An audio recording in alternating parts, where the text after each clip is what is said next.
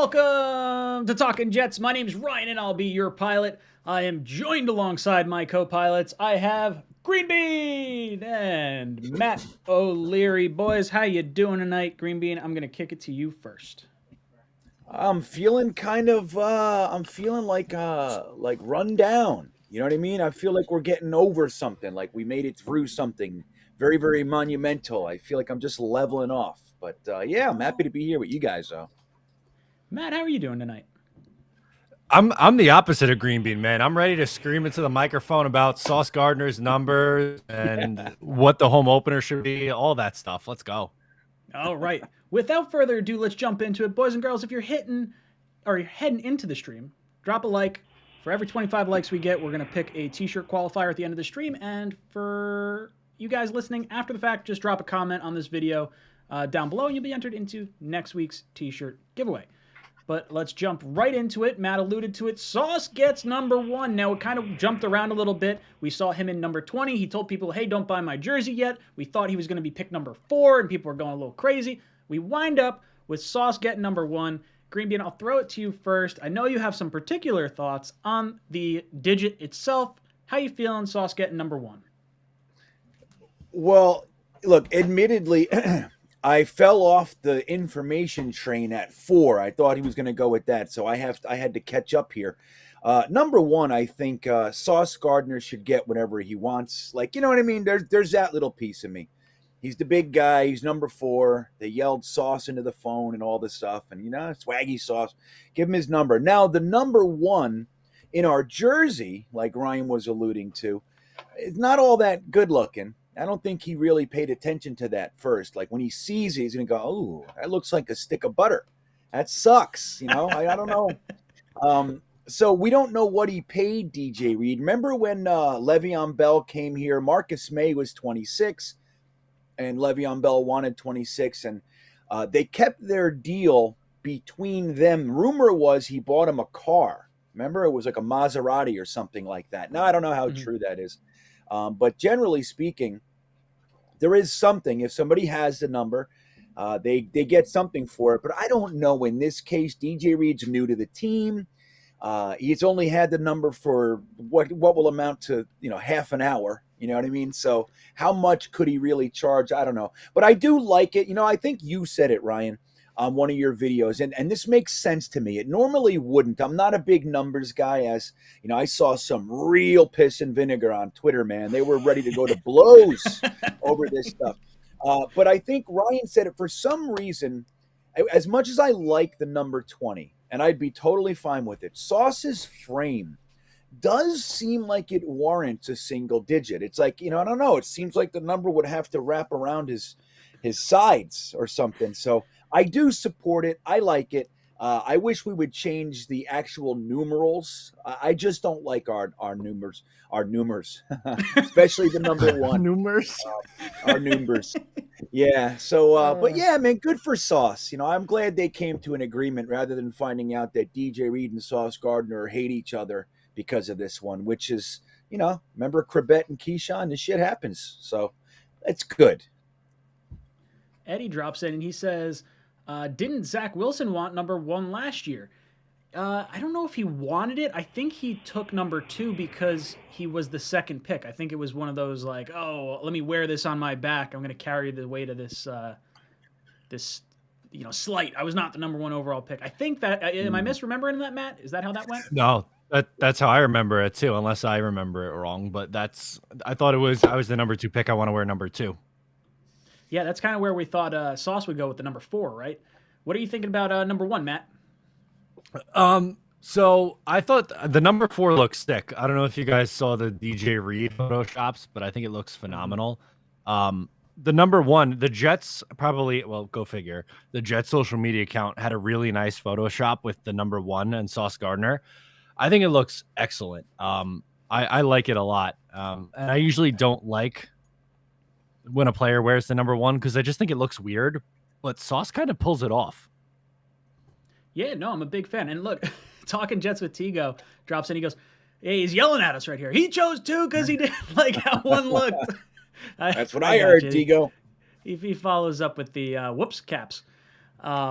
Yeah, look, Oh, yeah. I think the number 1 for Sauce does fit. Like Matt said, like Green Bean said, the slight frame kind of makes sense to me. I'm curious to see where the rest of our rookies go if they wind up sticking with the numbers they currently have. You got to imagine once we cut some guys, there'll be some numbers kind of flying around here.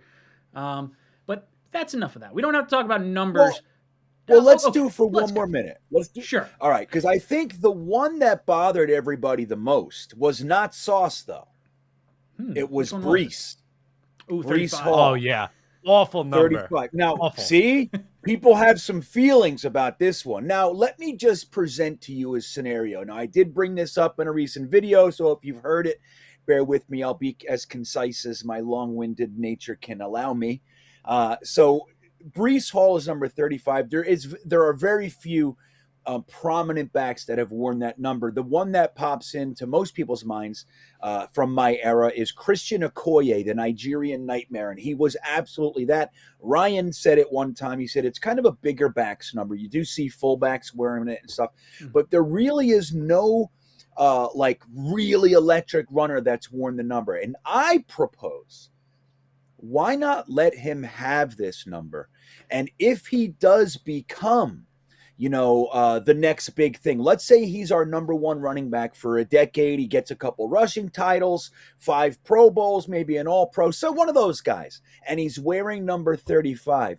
He would literally own that shit. And all the kids coming up, the younger fans, they would associate the number 35 with running back. Because this guy, he would carve out an entirely new path through Fangorn Forest that no one has done before him. What do you guys think of that? I don't dislike that rationale, but I think you're entirely wrong and should be, punished for it. He should be a lower digit number. Give me something flashy. I want something fun. Give me like a 21 or something like that, like an old LT number. Or what if Brees was the number 20? I feel like he could pull that off. I could see that. I didn't mind Sure. Sauce with the number 20. I thought that was one of the better ones. 35 stinks. If you're 35 or higher, you have to be like Lamont Jordan or Mike Allstott. Like those are the only ones who can get away with it. Yeah, Allstott's the only one I can even think of that was in the 40s. Like, there's no. What was it? Lamont Jordan was 34, I think.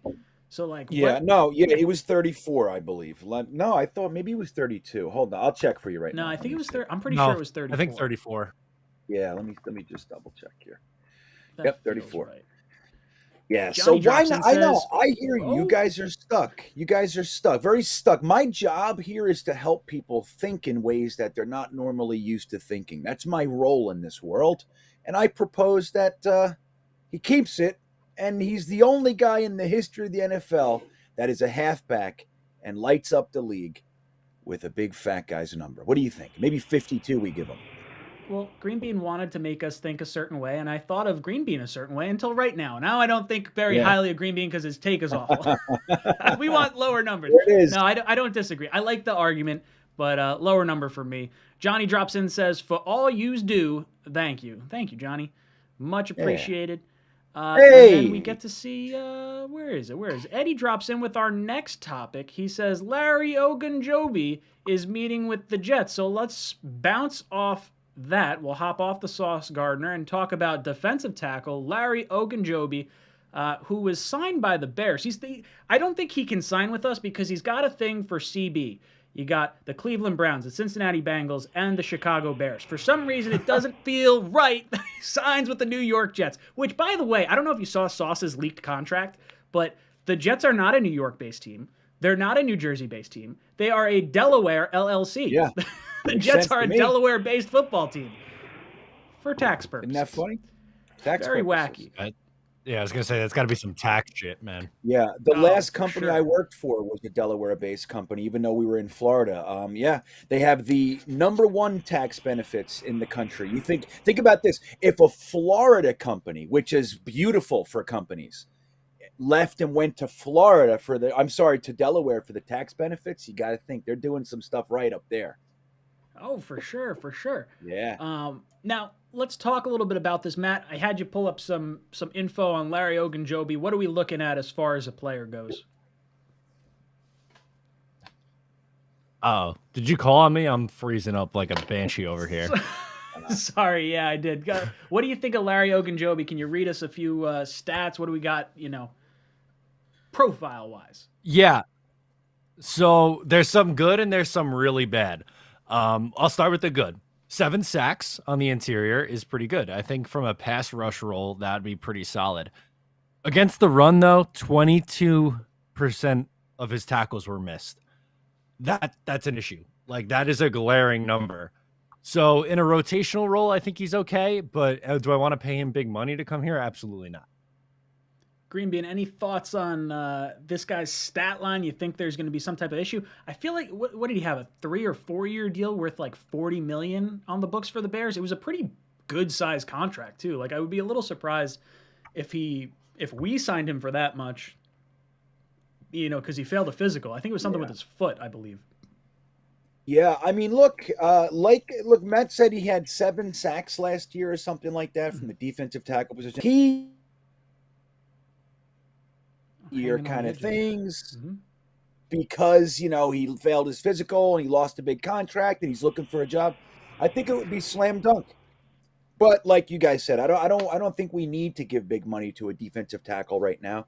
I think we're kind of loaded. I think we could use another body, for the rotation, but we are loaded, especially with contracts and stuff. I mean, we have Quinnen Williams, we have John Franklin Myers, you have Sheldon Rankins, even guys like Nathan Shepard's not making a lot of money, but he's not an undrafted free agent or either. He got a contract, and Solomon Thomas. So we're putting a lot of money into that position. I'd hate to see them feel like they had to go big, but I think he'd be a good signing. It looks like he'd be solid. Yeah, I think the only way I would be okay with this would be if it was followed by a Sheldon Rankins cut. Like, I don't think you need both guys on there eating up that much salary cap space, especially if you have to sign them to any kind of multi-year deal. I think I'm a little lukewarm on this. I'm not loving it. I don't hate it, but it's just not where I'd go. Like, I'd be looking linebacker safety more so than I'd be looking defensive tackle at this particular point in time. Aaron Honore drops in and says, pick 6 week 1 for Sauce against the Patriots wearing number 1. I would love it. Okay, so let me springboard this real quick, because this was a very popular talking point amongst Jet fans. It was a rumor that might be the Jets week 1 Sunday Night Football, the anniversary of 9/11, Jets at Patriots. Now, I really like this. We were talking a little bit before stream, and we started arguing about this, so I don't want to spill anything too much. But I love this. If you could do this, there is a swagger about this team right now. The NFL can sell the Jets because of our draft. We could sell the sophomore quarterbacks in, Mac Jones versus Zach Wilson. You can sell that to me. You can sell Robert Saleh's brother being in the trade centers prior to them going down. You could sell them on Fireman Ed being our mascot, like really, supporting the first responders and things of that nature. Obviously, the New York team thing kind of speaks for itself, but I would love to see this happen. I understand, like, getting a division rival so early in such a potential primetime spot that could be a letdown game. We don't know what either one of these teams is really going to be, but I think there's a swagger about the New York Jets right now, and I know, speaking personally, if I could go to week 1 Sunday Night Football, that stadium is going to be electric. That's going to be probably the most excited we've seen a fan base, like, since last week, or last year, week 2 against the Patriots. Only this year, we're not going to get the air sucked out of our sails because they don't have J.C. Jackson. They lost their top guard. I think the Jets are primed to have an upset alert if the Jets wind up on Sunday Night Football against the Pats. Matt, you're shaking your head. Talk to me. No, give me Jacksonville at 1:00. Give me Detroit, Chicago. I want, senior year homecoming. You play the worst team in the league and you beat them 47-10 at home. And you got the cheerleaders going nuts. I want a stomp. I need a cupcake on the schedule. I understand, listen, I was laughing at the Patriots draft. I didn't like it very much. I think they have taken a step back. But the Patriots in prime time, I want no part of that Like, there's a little sliver that could be embarrassing. No, I don't want it. I want to beat up on Jacksonville, Detroit, Chicago, someone like that. Oh, Green Bean, talk to me. Talk some sense into Matt, please. Yeah. Talk. Well, look, I love my perpetually positive friend Ryan. I really do. Well, other than when they said Breece Hall, that was the only moment I've ever seen Ryan negative. No, it was one of those. Well, I didn't say that. I was just like very upset it was not Kobe Dean. I was like, no. I've watched it. I've watched it a bunch of times. You flat out say no. It's fucking brilliant. But here's the thing. I hear what you're saying about swagger. I hear what you're saying about marketability. I hear what you're saying about electric crowds. There is no easier way to have that shit sucked out of your cup by the world's biggest straw than playing a team while you're trying to get your feet underneath you with a brand new, fresh roster, than going and playing Bill Belichick. Why can't we start nice and slow and play a team that's soft? We always start our seasons with the potential of going down 0-1, 0-2. Now, look, yeah, great, we should beat them and everything, but I think it would be nice. It's high time that the Jets, just like Matt said, give us Jacksonville, give us, Trevor Lawrence versus Zach Wilson. They spent $800 million in free agency. We had 4 first-round picks, like that kind of. Let's do that. The youth. I don't want to see us trying to get our feet underneath us against a team that's already set. Yes, they look like they're on the downward slide here. Yes, Belichick is looking silly in the draft and all that shit. It's still the Patriots. I do think we can beat them this year. I'd much rather it not be week 1 on Sunday night, because on top of that, I fucking hate Sunday. I want football at 1 or 4 o'clock. That's what I want. That's what I want. I don't love Monday. I despise Thursday and Sunday night. While it's a little better than Monday and Thursday, I like 1 o'clock and 4 o'clock football. That's when I want to carve out my time. We have not had a Sunday night football game since November 13th, 2011. Who cares? Who cares? Good. I love it. I hate Sunday night football. I got to wait all damn day. Now I got to stay up till 12 o'clock at night on a weeknight. You know what I mean? The whole thing. It's dumb for me. But here's the thing. Now, on the other side of that, I see how much fun that would be if we pull it, if we get our first division win in what feels like 2 decades.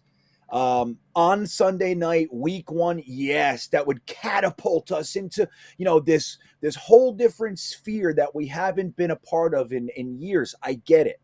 I would rather see us given the opportunity to get our wits about us in this 2022 season and play a team that's more on our level, and then let's get up to the Patriots. That's my desire. I'm playing the long game, Ryan. I'm playing long game here. So I put a poll in the comment, or not in the comment section, in the chat. So if you guys want the Jets to play Pats versus Jets Sunday Night Football, I want to see what the fan base says. Are they cowards like my boys Matt and Green Bean right now? I want to see some cojones. I want the Patriots week 1. Let's punch it in the mouth. What? Big. I got. Do you want to? We're on the topic of schedule. There is a Twitter account, NFL Schedule Leaks, that has tweeted a leaked schedule for the Jets. Do we want to play this as it's real, or do we want to move on? So we can talk about this. This was the same 300-follower account that said Jets Patriots Sunday Night Football week 1. So I don't know how much we should really put into this, but you know what? We're gonna go down. Let's go down this road. You know what? Here, let's rip through some of these super chats real quick. Then we'll go through the schedule, because I don't want to leave these guys hanging too long. Jets NY says, unless you're a kicker, the number 1 comes with a great deal of responsibility. Yeah, and Sauce is going to absolutely slay it. Lyman Bean says, it's funny to see Bears fans comb through undrafted free agent wide receivers, depending on them to make huge differences. As a Jets fan, I can relate. It's funny. Greg Dortch. Yeah, dude, the Justin Fields support is probably better off labeled as life support. Like there's like no way that team is set up for success the way they are currently constructed. Edward Ziff says, please remove miserable trolls. I could definitely do that, but I'm not focusing on the chat quite so much. Greenbean, I'm going to leave it to you. If someone's trolling, kick them out. Trolling? I know, but everybody gets accused for troll. Like, you get a fan in here and they go, I don't like the Jets. I don't think you, and people are like, troll. Now there is a difference. You know what I mean? Like, we're not gonna kick everybody out. If there's a troll, I'll find them. But sometimes it takes me a minute. I got it. I'm on it. Promise. I trust you. John says, punch Belichick right in the mouth on opening night. I know which way he voted. Aaron Honore says, but Matt, what? Talk to me. Sorry, just keep going. No, to keep going. Well, I know you can't laugh like that and not tell me what's going on. I know which way he voted comment is just so bizarre. Okay. It is how he voted. It's 100. He says he wants to punch Belichick right in the mouth on opening night. I know exactly which way he voted. Tell me he did not vote for Patriots week 1. He definitely did. Oh, that's not how I took that at all. How did you? I want to know how you took it because you just had way more fun than I just had. I thought, no. I thought he was talking about the election. That's why I was like, wait. No, I was half reading. See, that's my bad. I'm entrenched in this fake schedule release. All right. Let's move on. Honore says, but Matt, what a way to make a statement with the win week 1 against the Patriots. Who is our kryptonite since Bill got there? Plus, players would love it. Matt, what say you to Aaron's comment? Because, look, I think this team's going to get all sorts of fired up if we can come out and, like John said, punch him in the mouth. I have 2 rebuttals to that. One would be seeing ghosts. The other would be butt fumble. Both prime time, both against New England. Yeah. I don't want to be embarrassed anymore. Both games, horrible rosters. I'm sorry. Dude, no, that's not true.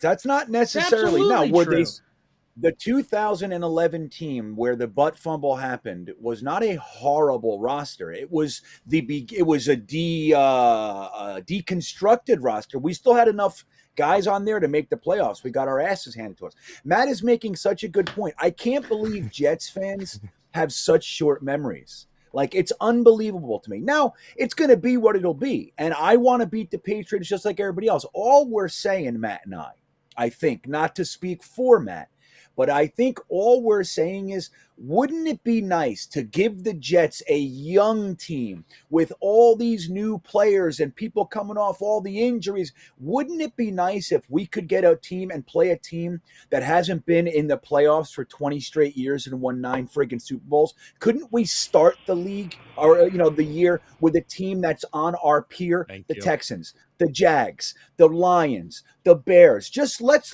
start like that. Let's get up to rolling, man. Why do we got to start the season? Yes, it would be That's great. what preseason's for. You got 3 weeks of cupcakes. You get ready to play the big dogs. If you can't come out and smack the Patriots in the mouth or at least play a competitive game, I'm sorry.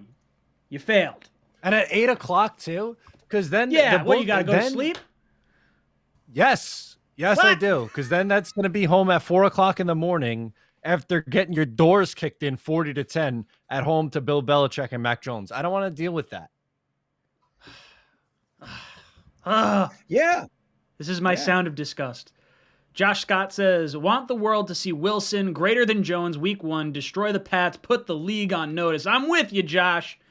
Gabe says the Jets win futures is 5.5. Am I the only one who thinks the over is a great bet, or am I an optimistic Jet fan? By the way, I got a good new job. Kudos to me. Congratulations, Gabe. Ooh. You deserve a good new job. We appreciate it. We like that. We like to see people do well. Yeah, congrats. Now, as far as 5.5 wins, your boy put some money on it on the DraftKings sportsbook app. So I is that what it's really at? On it. I thought it was 6.5. I thought it was at like 6.5 or 7. unless they changed it within the last week. I mean, I put money on it last week. I think the over. I was going to slam it real It's hard. 5.5. I'm getting in on this right now. I was going to say I might put like a few $100 on it and just like go YOLO. Let's go. My child's college savings. She's going to a good school. We're definitely She's going gonna get over a scholar. 5.5. She's gonna get a scholarship. You don't need to worry about that. Yeah, she's got to be way smarter than me. All right. What else are we talking about here? Wait, Lima so bean? was there another? I'm sorry, Ryan. Oh, wow. Was there Wow, another it is over fun? 5.5. Right? 5.5 What is is? not bad. All right. Green Bean, you look like you had something to say. Yeah. I was just saying, wasn't there another official leak? Was it different than this one? Weren't you guys saying that? Should we talk about it or no? We're going to talk Maybe I about it. I heard wanted to get to Lima Bean's super chat real quick. I hate got the you. Pats, but Bill always gets his guys on a fast start, and the Jets need time to get started right. Let's face the Pats when the Jets are rolling. Look, if you had asked me prior to that tweet coming out who I wanted to face week 1, I'd be right there with Matt and Green Bean. I was saying Jacksonville. I would like to see us go after Trevor Lawrence and really bounce him around. Like, that's what I would like to see. I didn't think the Jets would be going on Sunday Night Football, but if you're saying the Jets are gonna get Sunday Night Football, I'm all about it. That's what I want to see happen. Tell There's me nothing why. more exciting. Why? Because I want to be excited about our Jets. And the best way to be excited about your Jets is primetime football, punching your division rival in the Really? mouth, the guy that has spooked you for the last 20 years. Oh. This is the time the tides change, boys and girls. Yeah, but let me I could not ask, what disagree more. what gives you the illusion? Like, you're looking at it through really rose-colored goggles here. Now, look, it's not being scared one way or the other, but we have significantly more experience with how bad that sucks. Walking out of the stadium in silence because we just got a quarter early because it's 35 points out of reach, like that kind of stuff. Why don't we remember that? And we all of a sudden think that we're going to go start opening day and beat the Pats. Like, again, I think we're going to beat them. It would be better and be more realistic that we beat them if we get a couple games under our belts against our peers. We're coming out of the basement. We just picked 4th. I guess this is a great comment. It's already gone. I got to try to find it and scroll for it. But do you know when the last time the Jets won a divisional game was? 3 years Tell ago, us. I think.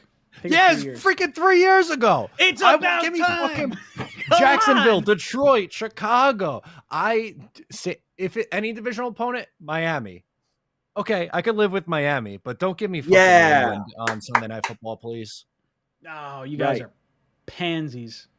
Such pansies. Stravanchu says Bill will totally try to derail Jets season. GM1. Shut up, Lima Bean. I disagree with you entirely. All right, Matt. Now, you were talking about this leaked schedule. Potentially, rumored leaked schedule. Let's hear where you think, or what the rumored leaked schedule is going to be for the Jets. Week 1, still Patriots-Jets. Still Patriots-Jets Sunday Night Football. And that's a home Jet game. Let's make sure we say home versus away and all that sort of stuff. Okay, week 2. Okay. Away against the Cleveland Browns, 1 p.m. CBS. Love it. Love it. Before Deshaun Watson comes back, his ass is getting suspended. That's when I want to play the Browns. Yeah, that's a good point. Very valid. Week 3 at home. Here we go. Week 3 at home against Detroit, 1 p.m. Right. Do you smell 3-0? I smell 3-0 Exactly on what this I want. schedule right now. Yeah.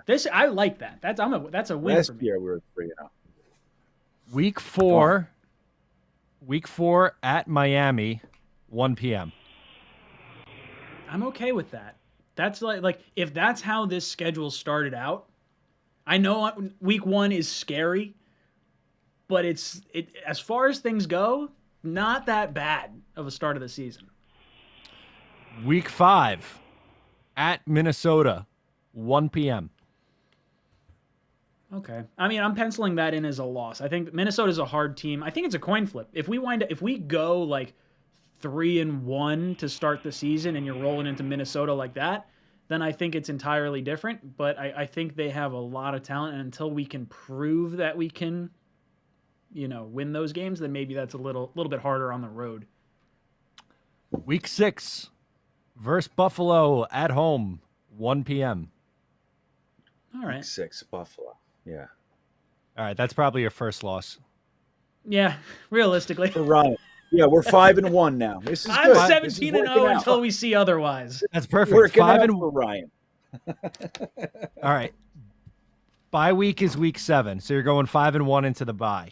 Gotta love that. Okay, that's a little earlier than I would have liked, but we're not expecting playoffs or anything crazy this year.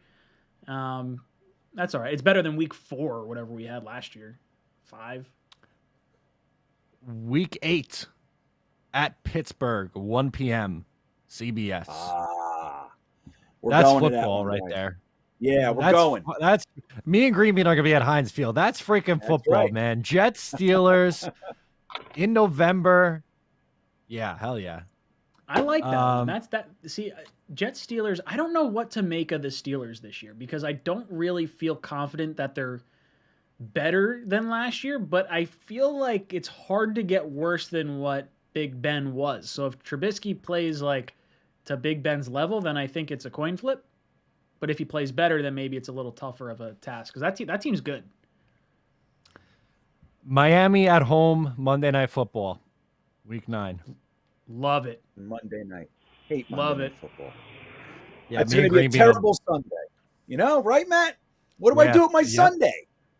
I don't know. You sit back and relax. You watch all the other games. You don't miss any games by Monday Night Football. Like, that's what's cool. Yeah. Week 10. Cincinnati Bengals at home, 1 p.m. Jets home or Cincinnati home? Jets home. Jets home. We beat them last year. We'll do it again. That's right. We got a better team than we had last year, too. That's right. They won't be overlooking us, though, either this year, especially if we're 6-2 going into the game. I'm feeling it. This is a playoff run we're on right now. What are the only losses I got? I got Minnesota and Buffalo, right? Those are the 2 that were calling losses. The other ones are coin flip to win, roughly. Something like that. Then you got to go on the road to Denver, week 11. That's a loss for me. I would have liked if we get Denver, I would prefer it earlier in the season. Maybe there's a little rust with Russell Wilson coming into a new team, but I don't like when we travel out west. That's tough. That's a loss for me. Well, and then they stay out west in Seattle the following week. Oh, we're gonna bounce this boy. 100%. Oh, it's gonna be so good. That's gonna feel real nice. That's a win. I don't trust Drew Lock.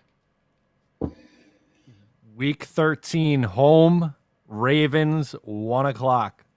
Ooh, no way we win that game. Ravens are too good, and we're coming back from the West Coast. Not happening. Week 14, the Packers on the road, 1 o'clock. Oh, man. We're in Lambeau. B2B says he's going. I think I want to hook up. Let's go to Lambeau this year, guys. That would be fun. Let's do it. I've never been to Lambeau. Me neither. I've never been to freaking Wisconsin. Maybe we should pick a road game to go to and just travel. I feel like I'd want to go to like a win. Yeah. But Lambeau's like just cool enough that like, I'd go even with a loss.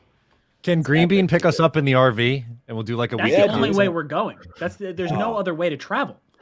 The problem is you can't ride in it when we're traveling. That sucks. That's right. The tow behind. Yeah, it's a pull. Right. Trailer. That's all right. Once we stop, though, you guys. What's our next one? Week 15. I hope you have Amazon Prime because it's Jacksonville on Thursday Night Football. Yeah. 3 primetime games. Ryan is losing his marbles. Look at him. I love it. I would imagine you guys would like to flip week 1 and week, 15? Yes. Around? Have Sunday Night Football against the Jags and then Thursday Night Football against the Patriots? Patriots? Would never do that. Jets, no way. That'd be horrible. Sunday night That's a stink fest. Jets, Jags Thursday night in like week 2. I'll sign up for that. Is that a Jet home game or a Jacksonville home game? Jets. Wow, so 3 primetime home games? That's what they're saying? Allegedly. Sunday night, Monday night, and Thursday night? Whew. Oh, yeah. I would do that. That's a win. We're gonna smack around the Jaguars this year. I'm like fairly confident in that one. How can you say that? They got Christian Kirk. Oh no, I know that monster contract is just totally gonna set them up for success. They know what they're doing down there. Week 16 at New England, 1:00 p.m. Oh man, battling for a wild card spot on my pace. Oh, I don't know. I hate Lambeau Field. I'm not as concerned Lambeau Field in cold weather until Mac Jones proves he can play in the cold. So I'd rather play them in New England in the cold than Mac Jones in nice weather. How's that? I don't agree, but You would rather play Mac Jones in nice weather? no, I just don't have the same confidence that you have against New England at all. I'm not saying we're winning, but if I had to play Mac Jones in New England, it's in cold weather. Like, we got a running team. We're going to punch him in the mouth. Yeah. Yeah, I don't know either way. I mean, obviously, I want to beat New England this year. I'd love to split. I would cry if we swept them. Week 1 seems like a too large of a sandwich for me. All right. Whatever. Whatever. That's all. Week 17 versus the Chicago Bears at home, 1 p.m. Love it. See? Now that's good because that's all we got to beat. We only got to beat them to get into the playoffs. That's what No, we there's, get to rest there's, week there's 18. 17 games. There's 17 Oh, that games. wasn't. And right. we're sitting and we're relaxing for that final game of the season. That's Buffalo, if I'm doing my math right. Yeah, they like on the road in Buffalo to close us out here, week 18. How great would it be to make the playoffs and not need the Buffalo win? It'd be great. Or maybe Buffalo clinches and we need the win, and they're like, "Oh, let's rest our starters. They can't. We don't need to face the Jets." And then we face them like week 1 of the playoffs and just come out fine. Yeah, that was 2009. Confident. That's what we did. Cincy, baby. That was the last game ever played in Giant Stadium, my friends. We beat the shit out of the Bengals, and then played them next week. That's a winning formula. This whole schedule, I love it. Sign me up. It's not going to happen. There's no way they're putting the Jets on 3 primetime games. I'd be very surprised. No. The NY Bully says LaFleur sitting in the box with months to scheme up for Belichick defense. Or Belichick's defense sounds good to me. Put the load on Hall and Carter. Let Wilson. Ooh, sorry. Wow, Belch. Ugh, coming out deep. All right. Let Wilson manage the game. I'm with you, Bully. Mumtaz says, missed my anniversary chat. Now you owe me $2. Oh, what was it? Hold on. What happened? Hold on. I'll find it. You son of a bitch. Oh, it's because it doesn't highlight a different color for me in this friggin' program. He says Larry Ogunjobi and Quan Alexander plus swing tackle equals off-season grade complete. Good news is I heard JD say they would be monitoring Moses Malone type signing. Don't build up Moses Malone. Yeah, that's what he says. About? He means Morgan Moses. Is what Moses he's saying. Morgan does. Moses. That's what he he's means. saying a Morgan Moses type caliber. I see what Mom tells Malone. me. It's all right. Don't build up expectations too high. I'm building them up as high as I can get because I believe. Yeah. Well, look. Number one, Mumtaz. I feel like we know Mumtaz enough. We can laugh with him, right? I think we can. We've been hanging out with these guys long enough. We can laugh. But Moses Malone is funny. Come on. That's a funny thing to say, right, great. Mumtaz? Yeah, come on. Thomas Cahill. See, I'm not missing any. I got to read it from like the side and not pull it up, but I can read it. So Thomas Cahill says, "Oh ye of little faith, we can kick their butts." Thank you, Thomas. 𝐒𝐿_Vin says, "Gonna be Bengals next year and get to the Super Bowl. Let's fucking go." Yeah. Jets are gonna do it. Gonna happen. I'm Win a confident divisional right now. game. I will lose confidence once we start losing. Until then, we are undefeated, my friends. Sam Aiken drops in with a super chat, says, a few wins gets confidence into the young ones and folks coming off injury. Halftime game adjustments matter. BB takes that away. it either takes away that, and look, if this team loses to the Patriots in prime time and we can't get our shit together after that, we don't have the right guys in the building. I'm sorry. I understand the thought of having a cupcake schedule at the beginning of the season to build some confidence. I get it. That's the homecoming route. I get it. I'm not upset with that. But I'm not shying away from the New England Patriots. We had a way better offseason. They did not have a better offseason. Like, I'm sorry. If I'm looking at them, I'm saying they took a step back. You have Mac Jones going into the second year of his NFL career, losing his offensive coordinator. You've got, he's missing a top 4 guard in the league. They wind up drafting like friggin' Strange out of nowhere. They draft Tyquan Thornton. He's never going to get the ball. There's no way Mac Jones is throwing balls that far down the field. Forgive me for being confident, but I believe in this team. I really do. Hey, we're all excited. We're all what I'm saying. It would be nice to see the NFL be a little bit more present to that stuff. Let's get some good November and December football by not putting us in the most difficult possible situation in the beginning. Because what happens to teams that do that, if you go 0-4, 1-5, the bottom falls out. And then you ruin all the, everything going on. Jets fans, dude, if we get a Sunday night game, let me just remind everyone of who we are. We go into that game, Sunday night, Giants, or whatever the fuck it's called. Who MetLife we Stadium. were. No. Okay. We haven't were played you on Sunday Twitter night football today? in 11 years. We don't know who we are. I was on Twitter today. I know who we are today. Okay. And so Jets, if we lost that game, it wouldn't matter the manner in which we lost that game. It wouldn't matter how many points we lost by. The next day, every Jets player would be inundated with assault tweets and messages. The bottom would fall out. Rich Cimini would be cackling in his fucking witch's cauldron office. That's what'll be happening, man. Like, we got to remember that. We don't want to make it more difficult for the team. Hey, look, if it happens, it happens. I'm going to go there. I'm going to be screaming my face off. I'm going to be rooting the whole thing. Just saying, it would be nice for once to not have to start the season against teams that are clearly looked at as ahead of us on this. Why not the Jags, the Bills? We're playing these teams, or not the Bills, the Bears, The Bills, the Lions. We're playing them. Yeah. So that's what I meant. Sorry, but why not? They're on our schedule. Let's all start that way. You know what I mean? Yeah. Why do we got to play them in garbage time later? Who gives a shit about week 17 against Chicago? Give us Chicago week 1.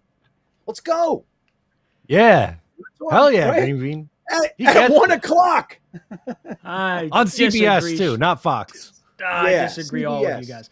Boogie Down Bronx says, if Zach Wilson takes a Joe Burrow leap in year 2 and the Jets stay relatively healthy on both sides of the ball, they have a chance to make the playoffs. Our offensive line way better than Cincinnati. I don't want to get overly excited. I'm already overly amped up. What? What was the last 20 minutes? All right, screw it. Yes. If Joe Burrow can make the leap that he made last year and Zach Wilson can make an equal leap this year, the Jets have the opportunity to go to the playoffs. Look, the AFC is so stacked and the Ravens were so hamstrung by injuries last year. It sort of teed everything up perfectly for the Cincinnati Bengals to kind of go on a little bit of a run there.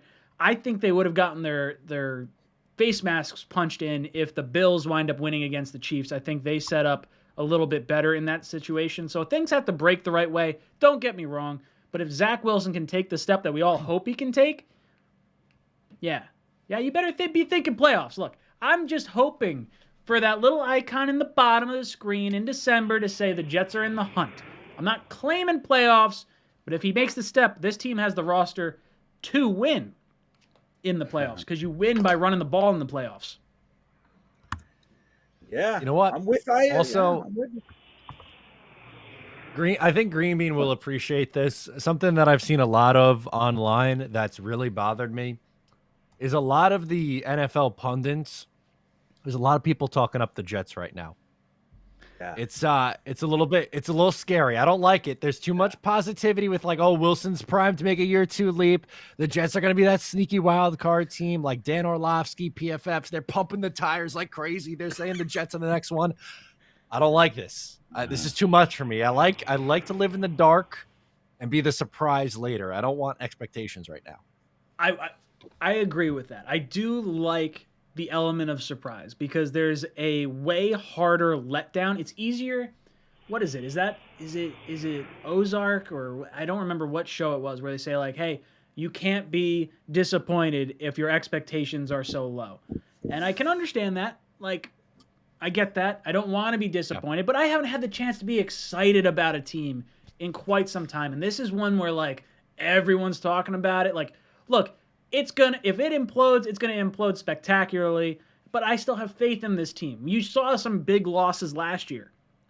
Robert Saleh's gonna wrangle this in, I believe. Shivanshu says Mac Jones won a game throwing only 3 passes. Yeah, he won with his running game, and they just lost their top guard. Not gonna happen. They're not gonna be able to do that against us, or at least I hope not. Really hope not. Us and our porous run defense. Johnny P says, leaked schedule feels legit to me. I hope it does. I want 3 primetime games. It gets exciting that way. Andrew Yale says, just wanted to say you guys are on point. Hilarious. Thank you. There you go. Right on, man. Fat Gandalf says, when was the last time that the NFL did us a favor? They don't. But the NFL likes money, and they want to do look, I think the whole 9/11 aspect with the Jets, the Patriots, all the storylines that come together, like that feels like a legit schedule for opening day. Now, I could see it go other ways if you want to have like, Bengals versus Chiefs or something like that, or some sort of like, tail end of the season rematch for the beginning of the season. But that's usually like reserved for the Thursday night game. So I don't know. We'll see.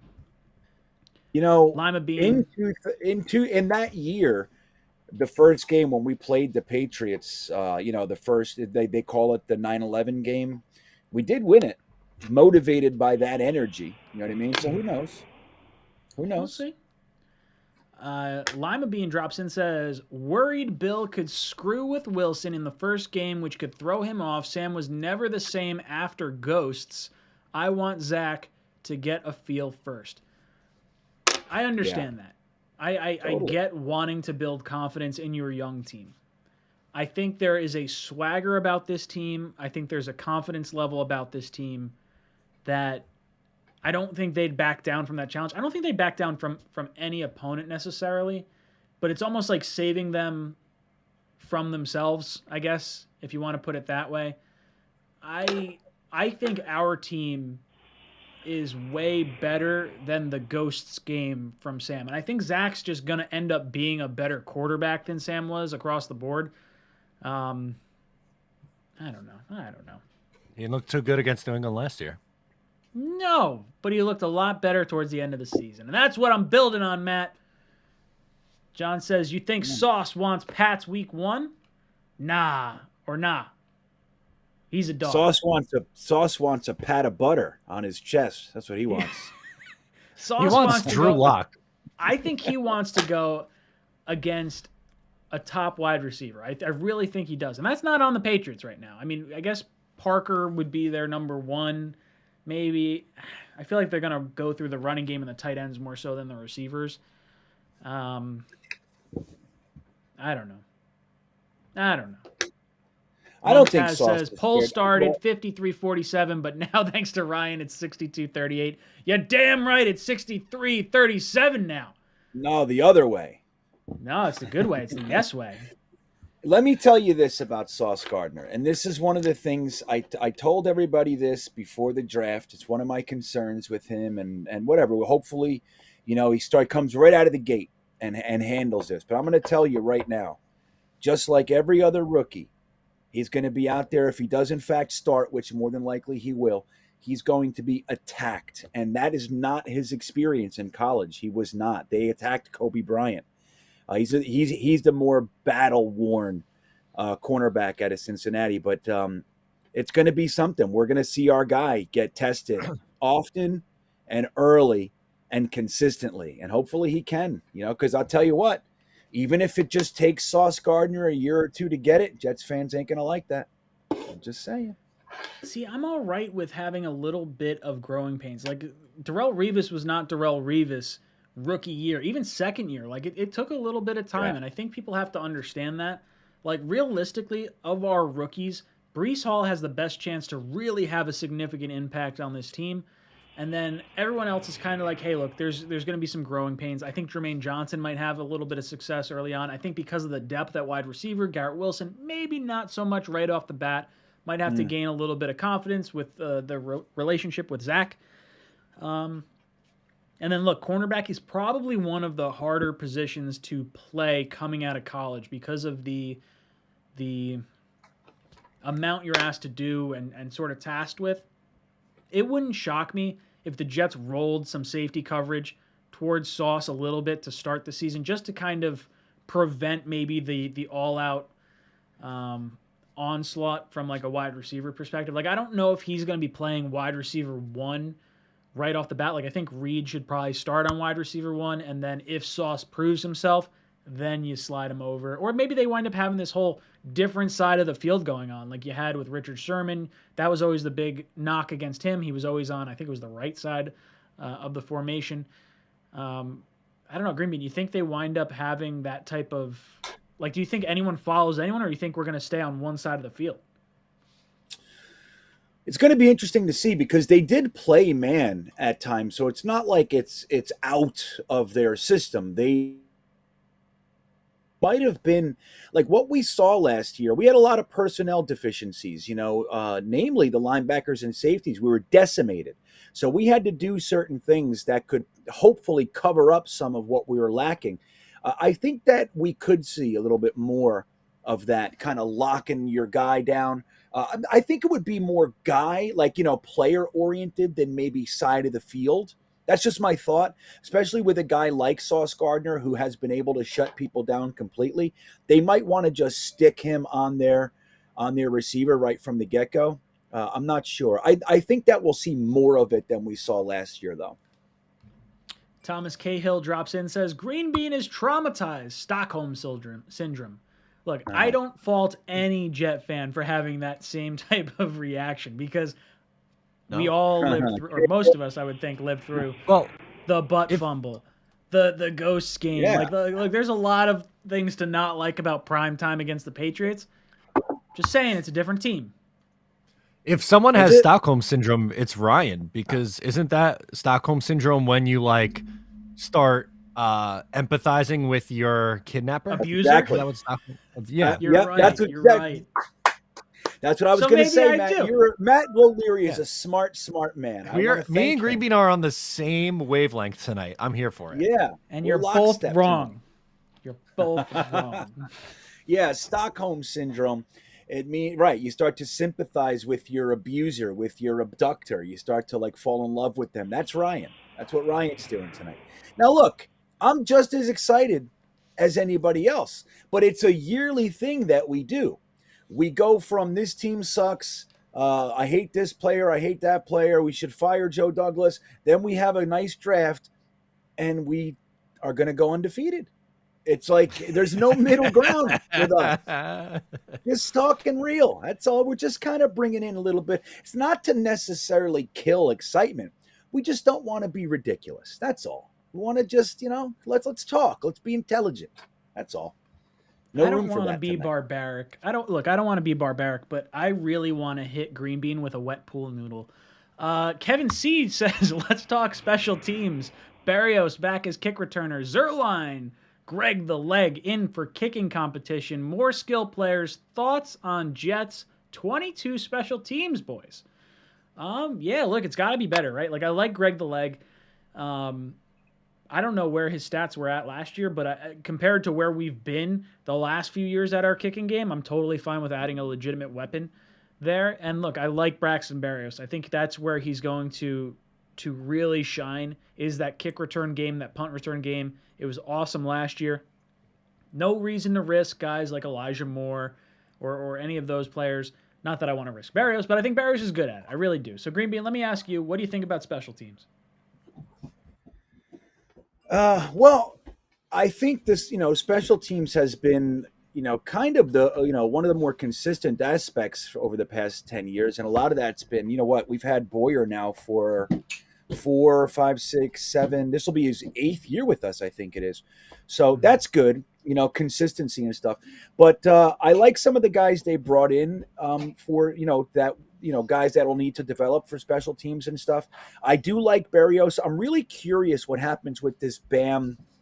What the hell's his last name? The running back, Bam Knight, because he's supposed to be like, his game is really predicated on his return ability. So maybe, just maybe, they're thinking about Barrios having an increased role in the offense, and maybe he is wide receiver 3 for a little while guys like Wilson and whoever else get up to snuff, and they don't want to risk him on special teams. Who knows? It's tough to take an all-pro and just from the unit, but I think our special teams is one of the more positive aspects of what we do. And I feel good about them going into this year. I like a lot of the depth pieces. I feel like we're finally starting to get some good depth. Like, I like not only the fine guys, I like some positions 2 and 3 deep, which is nice for special teams. Matthew drops in, says, all I can say is, being a season ticket holder, we need 3 primetime games. Primetime games bring a majority of Jet fan-based crowd, which makes a crazy difference relative to the 60-40 crowd we've had.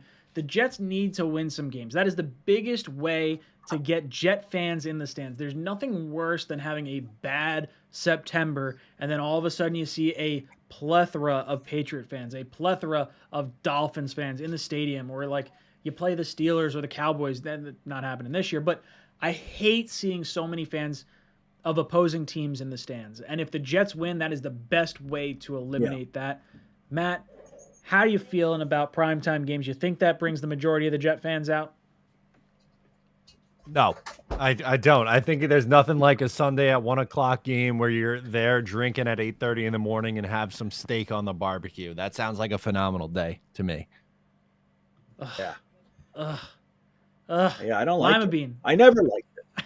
I love the night game. It's so exciting. I hate it. The crisp, cool air. All eyes are on you. Oh, dude, I like it. I really love that. Listen, I need my warm milk and to be tucked in by 9 p.m. sharp. So. Right. What are we talking about? Have your slippers on. Look at this beard. Yeah, right. I want to be tucked in. I want a refrigerator next to me. I want a bathroom 8 steps away. That's what I want. Mm-hmm. You know what I mean? But look, now, to be fair, when we are a winning team, like in 2010 and 2009, like when we're that team and we play like a rival and they're good and we're playing for first place, like that, I get up for those games too. Don't get me wrong. It's just, I'd like to see us incrementally just get better. And I'd like to see situations in our favor. And while that's happening, dude, you know as well as I do, whenever we're on Monday night, Sunday night, Thursday, we get our ass kicked. That's it. That's what we just get kicked in front of everybody. Let's just build our team first. Then we'll go on Monday Night Football. That's how I see it. Lima Bean drops in, says, the Jets still have some growing pains to deal with. Bill will exploit that, and a bad loss to them can restart bad narratives from the get-go. This is an entirely different team than what we tried to do last year. Like, just think about it. All 3 tight ends are probably way better than what we had last year. Our offensive line has now gelled together, and we added a former first-round pick and Pro Bowl guard in Laken Tomlinson. You're going to get Mekhi Becton back. You're getting Carl Lawson back. Like, we're adding a bunch of talent to this team that we did not have week 2 against the Patriots last year. I understand the narrative, but I don't agree. D. Santana says, I just want to get off the right foot. We can beat the Pats in a later game in the season and keep them out of the playoffs. Yes, sir. Okay, you know what? If we don't get them week 1, I want them towards the end of the year so we can bounce them from the playoffs. But we play them twice, so you can have both. You can have them getting punched in the mouth, week 1 in MetLife, and then you can have them later in the season at their home when they're like, oh, we're going to beat the Jets. We're going to get into the playoffs. And then you just punch them again. We're going to sweep the Pats if that happens. Yeah. There you go. Too much energy. Too much energy. There you go. Hey, Uh, I know. I don't know where you found all that energy. It's good. I'm gonna hang out I've with been you all more. pent up. I didn't do a Monday call-in show yesterday, so now I'm all fired up for Tuesday night. Garcus Bloodlust drops in. Do you guys agree with the running back by committee approach our offensive coordinator seems to have, or should we feed the ball to Hall so he gets in a rhythm and a feel? I really like the running back by committee. If you look at the Shanahan offense over the course of the last 30 years that they've implemented it, you definitely want that running back by committee. You keep guys fresh longer. Breece Hall can be the bell cow back, but the benefit of him not being that is that you get him fresher later into games. You get him fresher later into the season. He's never played a 17-game season before, so this is going to be a little bit of a grueling task for him. There's no reason to put him in harm's way when you can rotate the carries across the board. And Michael Carter shared carries in college, so I think he's going back to a comfort level for him. I think he can stay healthier. We saw him get a little bit banged up. Green Bean, I want to hear from you. What do you think about running back by committee? Yeah, I mean, I think to a certain extent we're built for it. I mean, obviously, we don't know who the bottom end of our running back room is going to be, but I would really love when you say committee, I would prefer it's two guys rather than seeing Tevin Coleman one game. We don't know why. It's just Tevin Coleman's getting 19 carries. Like we didn't see that much, but we saw Tevin Coleman with 14 or whatever it was, and then the next game he doesn't play. And I'd rather not do that. Like running backs, here's the thing with running backs, is that, and this is it's an old truth. Running backs get better as the game goes on. They need, 20 carries, 25 carries. That's toward the end of the game when that's happening. They understand what they're up against. They have a feel for the defense. They have a feel for the game, and they can chew the hell out of that team later in the game. When you're only giving a guy 6 carries a game, so this guy has 6 carries, this guy has 6 carries, and that guy has 5 carries, and it's like, okay, great, but now nobody's in a rhythm. So I would rather see Breece Hall and Michael Carter get the lion's share of the carries. In my opinion, as much as I like Michael Carter, my thoughts are, and this has very little substantiating evidence yet, right? But my thought is that Breece Hall will probably develop into running back one, assuming provided that he doesn't get injured and all that sort of stuff. And I think Michael Carter will be kind of our third down-ish change of pace back, but used often and in the passing game and stuff like that. I think Michael Carter's impact will be real, but I think Breece Hall is going to be more 1A to Michael Carter's 1B. And that, I think, will be the best way to do it. So we're still kind of by committee, but we do have a head to the snake, so to speak. Yeah, I kind of envision it as like a 50% carry for Breece, 35% Did I say Bryce? for Carter. No, that's me. I'm yeah, I do it all the up. time. Yeah, okay. I catch myself a lot. 50% for Breece, 35% for Carter, and then like 15% to the field, I think is a good way to look at it. Matt, what about you? What do you think about running back by committee? Yeah, I think you guys are spot on with it. Like, Breece is going to get a majority, but it's not going to be like overwhelming. It's not going to be like an 80-20 split or anything like that. So I think for those who like Michael Carter, myself included, like, I don't think you need to get bent out of shape. Like, he's going to get his touches. And I like how Green Bean said Breece Hall be the 1A to Michael Carter being the 1B. I think that's the perfect explanation. I don't want to be like New England where, 1 week it's Rex Burkhead, the next week it's Sony Michel, then it's James White. Like, I don't want to be like that, but I want to be able to utilize both backs that we have in Michael Carter and Breece Hall, with Hall just getting a little bit more of the touches. That's all.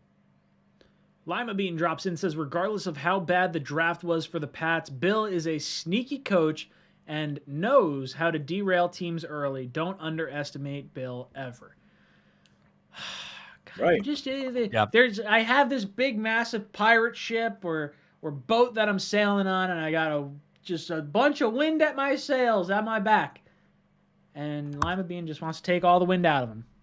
I disagree with you, Lima Bean. Mumtaz says, haven't seen one bad highlight or bad statement on Sauce. Just want to see gradual progress. Only thing that will upset me is if we can't handle D-line stunts or get beat by gadget plays or can't stop screens. I would expect this Jets defense to still get burned on the screen. I'm hoping, I guess, that the reason we were so bad against the screen last year is because our linebackers had to drop back to kind of try and cover more passing routes because of our weak secondary and our lack of pass rush. So, look, I'm not super confident. Decimated. Yeah, but look, I'm not confident or not super confident in our linebacking core or our safety core, guys that you would expect to come up and maybe guard a running back out of the backfield. So I do think we're going to kind of run into those type of issues. But I think the gadget plays, I think we do have a smart enough team. And I do think having C.J. Mosley quarterback the linebacking core and LaMarcus Joyner quarterbacking the secondary, I think we'll be more in line for handling those types of plays. But I do think D-line stunts on our offensive line, I think we'll be able to handle that better than when we had Greg Van Roten starting for us early in the season, especially when we didn't have a lot of things gelling yet with last year's offensive line. Matt, your thoughts on Mumtaz's comment right here? Yeah, I like the a couple of things that you brought up with the screen being an issue. I agree with that 100% here. As far as Sauce goes, I think there's a reason you don't see very many negative things, and he went 4th overall for a reason. Now, if you are to find the negative with him, I think he can get a little grabby at times. And earlier in his college career, he had like holding penalties and pass interference penalties, but last year he kind of got away from that. So I'm wondering if maybe early on in his NFL career, we might see that creep in a little bit. So that's really my only one gripe with him. It's not even really anything major, but for me, the screens I still think are going to be an issue because they really didn't do that much to the linebacker core. It's essentially the same exact thing as it was last year. Joyner being back should help. Whitehead should help, but I'm not thrilled about the linebackers. What about you, Green Bean? How are you feeling about the thought of us going against screen passes? Do you think we'll get better against them, or do you think it's going to be something about the same as last year? I think we have to get better. I don't think we could. I've never seen anything like last year before, and I've been watching shitty football for my whole life. I've never seen anything like last year, so I think we have to get better.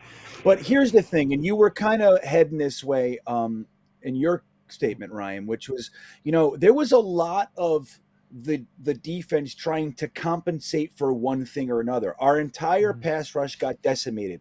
We had Carl Lawson hurt, Vinny Curry hurt, Ronald Blair hurt, then Bryce Huff got hurt. It was like we were devastated. Our starting linebacker Jared Davis was hurt, didn't start the season. Jamian Sherwood got hurt week 1, came back week 3, then we lost him for the season. LaMarcus Joyner, so it was like there was a lot there. So they were kind of stuck in some instances, and I'll give them that to a degree, but it was still worse than anything I've ever seen. So I think we have to improve. The only question I really have, and I didn't think the Jets would have the balls to do this year, but we are going to go to battle here with Sherwood and Nasruddin and Quincy Williams. We're going to see what they have. You know what I mean? Unless they sign Quan Alexander, which I would be in favor of. I thought they were going to help it out in the draft, at least with one guy, bring one guy in here. And they didn't. So the converted safeties to linebackers, if that trick works with these players, it's worked for Saleh before to very great effect.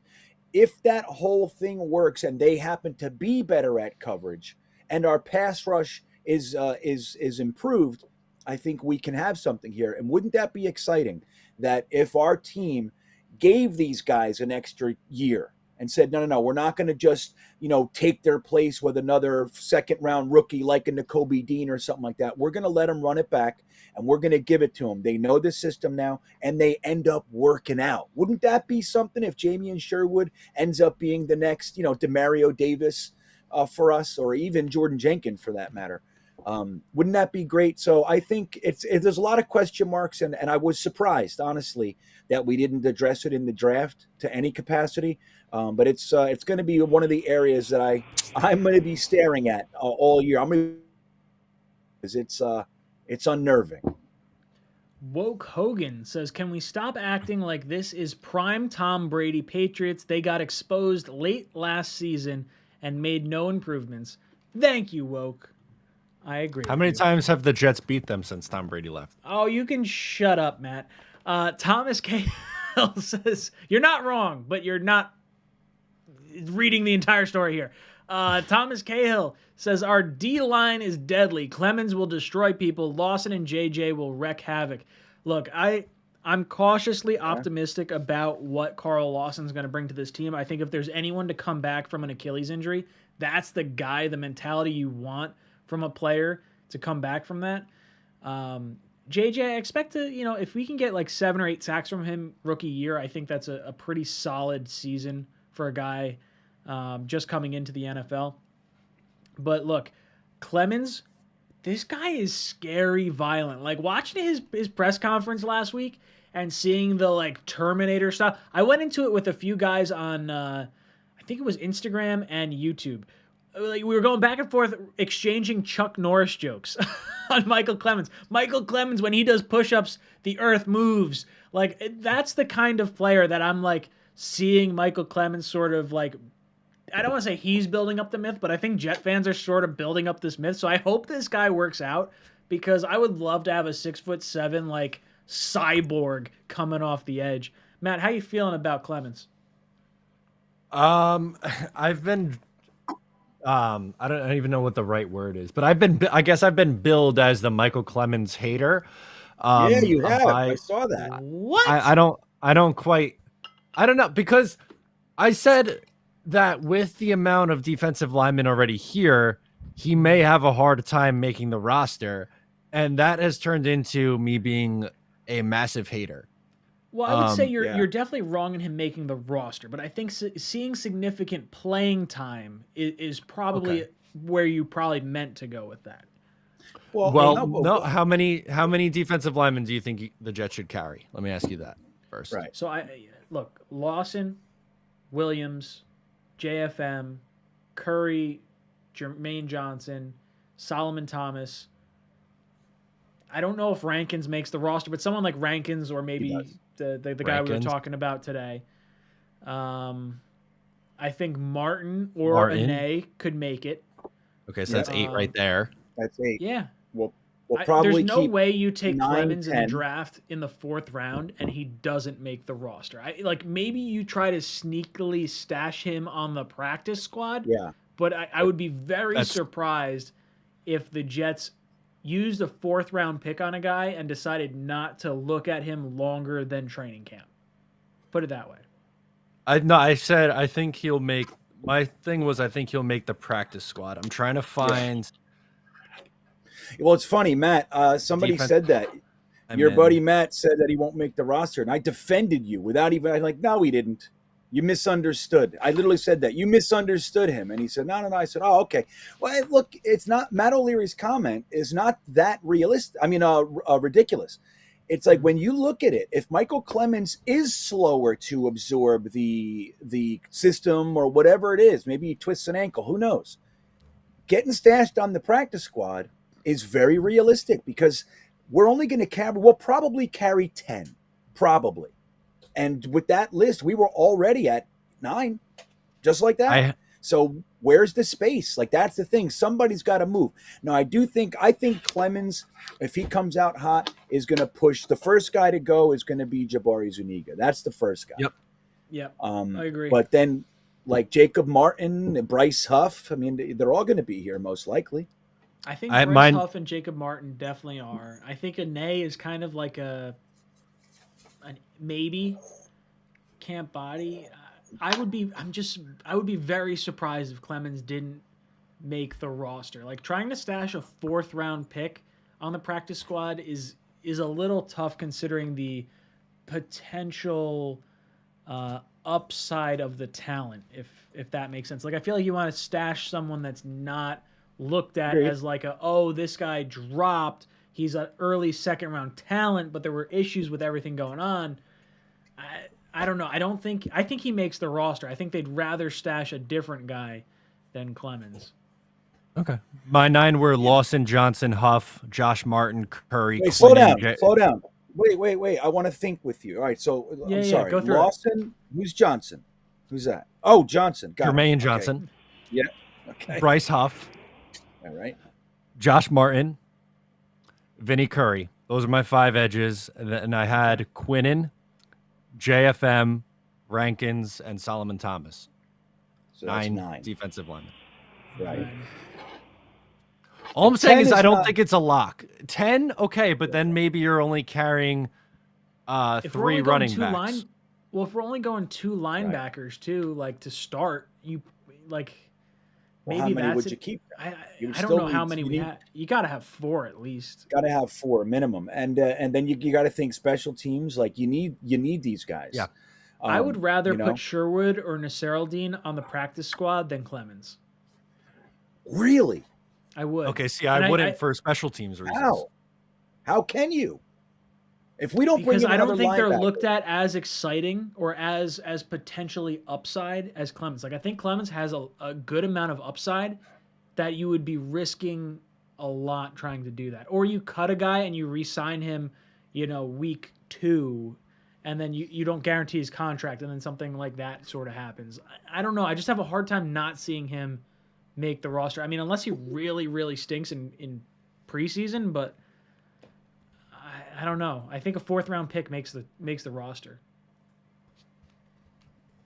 It's just right. No, and I want you to know, I agree. I think Michael Clemens makes the roster. I've never seen a 4th round pick get so much love after one interview. But but I'm there too. I fell in love with him. You know what I mean? I got to admit it. Like I see it. It's ridiculous, but I love him too. And I do find it hard to see that guy not have an impact. Like I think he's got a lot to work on. You know what I mean? He's very limited in his repertoire, but what he does very well. And that attitude, especially with a guy like Carl Lawson, who like met him at the facility, the whole thing. So I do think that he's going to have more of an impact than maybe a standard 4th round pick coming in will. And if he does, he'll play, but it's very realistic that one training camp won't be enough for a 4th round pick to make such an impact that he's pushing guys to the practice squad or off the roster. It's not as unrealistic as you think, I think put it this way. I think that Vinny Curry has a shot to not make the roster. I like him a lot, and I was excited for him last year, but because of the depth, I feel like Curry, Martin, and Ney, like those guys might be all battling for a similar position. I think Huff is a lock to make it. I think he showed enough out last year. I don't know. It's going to be fascinating to see. I'm looking forward to training camp. Yeah, definitely. But I have to say, like, one of my feelings are like Vinny Curry, while his leadership is not to be undervalued and his consistency is not to be undervalued, the truth is that he is an older player, and you might not want to risk a guy like a Clemens or a Huff even, because supposedly Saleh loves Huff. You might not want to risk those guys for a guy that's more than likely going to be here for 1 year and in a situational role. So that could be one of those decisions that might surprise. We might see Vinny Curry go after his leadership in training camp has its impact, and then it's like, hey, sorry, or try to stash him on the practice squad, Curry that is, rather than sticking Clemens on there and he could be poached. I think practice squad has a certain shelf life. I think you have to be a certain amount of years in the league when you can't go to the practice squad. I might be wrong on that, but I think it's like 4 years. After 4 years, I don't think you're allowed to go to it. I think you have to hit free agency, and I think it's one of those perks of being a veteran. AZ Jet says, just can't wait. Oops, sorry. Or did I say that? Just can't wait for a competitive year this year, boys. Yeah, AZ, we're excited about it. Shivanshu says, Ryan was this adamant about Sauce, so I expect Pats week 1. I had so much energy for Sauce, but look, I'll be honest, I thought the pick was going to be edge rusher. I was really happy it wasn't, but like I'm right there with every other Jet fan. Edge rusher was my thought with the pick.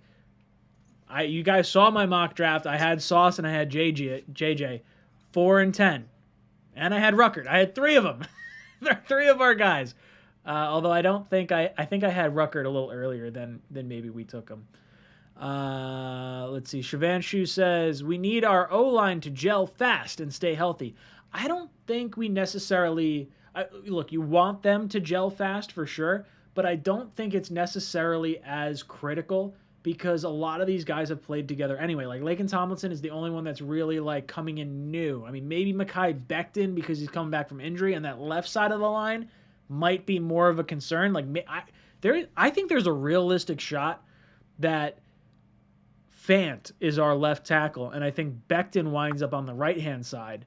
I don't know. It's going to be interesting. Even if so, there's 2 ways to look at it. It's Fant staying on the left-hand side with Laken Tomlinson, and you build up a strong left-hand side. Or you say Fant and AVT played well last year together with AVT on the left-hand side, so maybe AVT on the right-hand side with Fant on the right-hand side. Maybe that's the way to go. Matt, any thoughts on our offensive line, and do you think they're going to need to gel again, or do you think we have enough, maybe knowledge of our players to maybe hit the ground running? I think they are going to have to gel again because AVT is switching sides. You have a new piece in Laken Tomlinson, and Mekhi Becton could potentially be switching sides, so it might take a little bit.